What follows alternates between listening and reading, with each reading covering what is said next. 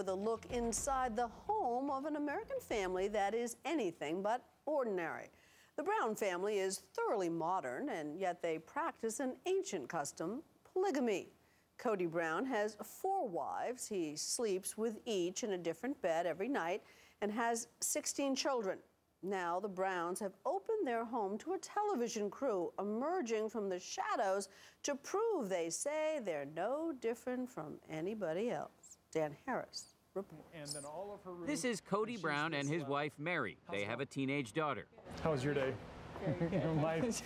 This is Cody's second wife, Janelle. They have 6 kids. You know, if you're questioning the order of how family came together, she's number 2. And this is his third wife, Christine. They have 6 more. He's lost every morning. The Browns are polygamists. I just fell in love, and then I fell in love again, and then I fell in love again. They're the stars of a new show on TLC called Sister Wives, which follows this family from Utah as they expand from 3 wives to 4. My wives and I have been together for 16 years, and all the children have grown up in this environment. Bringing somebody new into the family is a totally new thing, totally changing the dynamic. Does everybody remember Robin? Yes. Do you guys like Robin? Yeah. Well, Robin likes us. It's faith-based. I came into it because my faith, my belief, kind of pushed me that direction. But in retrospect, I would go all the way back saying I'd do it for love, because this is something that's come together out of love. Aww. Was that too cheesy? That's so sweet. No, I'm not. Mary, Janelle, and Christine all live in one big house with their kids. Robin, the newest wife, lives in a smaller house nearby. In all, there are 16 kids. She's a sister from the same mister, and he's a brother from another mother. Somebody referred to us as polyglets. Yeah, no, they're all polyglets. We are the polyglets. And that's how most of us are known, is polygamists. You've opened your lives up here. There will be inevitably some people who see your lives and say, this is just plain wrong.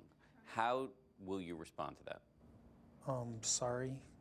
It's like, I think it's more we aren't saying this is for everybody, and we would never say that. Yeah. And we don't even recommend it for anybody who's not interested. Could you get in legal trouble now that you've gone public? We weighed that. There's when a we decided risk. to go publicly.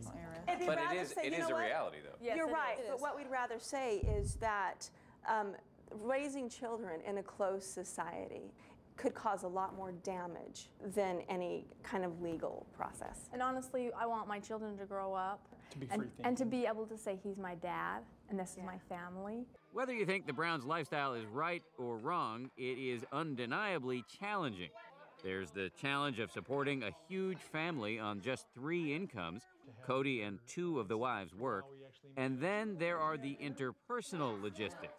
Cody sleeps in a different wife's bed every night.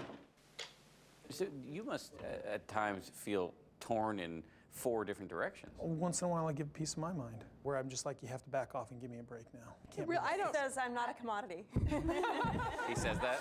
I have said that. It really doesn't happen very often, I have to say. I mean, He's so patient. I mean, he's very unselfish. He has to be. I don't remember the last time he sat and watched television or something. He always has. He's always giving to the kids or the wives. I mean, and he's running everywhere. He's omnipresent. I keep my clothes everywhere, so I kind of live in this whole house. So I'll shower here, and then I'll have to run upstairs twice to get clothes that I can't find here. When you're driving home from work and you're trying to figure out, wait, whose bed am I supposed to sleep in tonight, and where are my clothes, and how many kids am I going to be confronted with, do you never think to yourself, what am I doing? All right, not very often, but that's happened. That's gone through my mind. The sister wives, as they call one another, say there are upsides to this lifestyle. And helping my mom. helping me wake up. Savannah, she works right along with us, and that's how they've all grown up. So it's nice. They've grown up with this really great work ethic. Including sharing chores and child rearing. You have a what? A booster. Are you serious? Ready? My heart. There you go. Holy Dun, cow. dun, dun, dun. Do that. and the security to know that their children will always be taken care of. Having the support system of each other as we work together, it just makes each of us better. Still, they admit to struggling with jealousy. So are there moments when you see Cody focusing on one of his other wives where you think, I'm not getting enough attention? Uh-huh. How often do those moments happen? I don't know. They happen, but then there's also the times that I know the other wives will look at the situation and look at me and like, okay, well, I'm the one who's getting all attention. And so it kind of goes both ways. Because we all realize that it's not just our relationship with him that matters.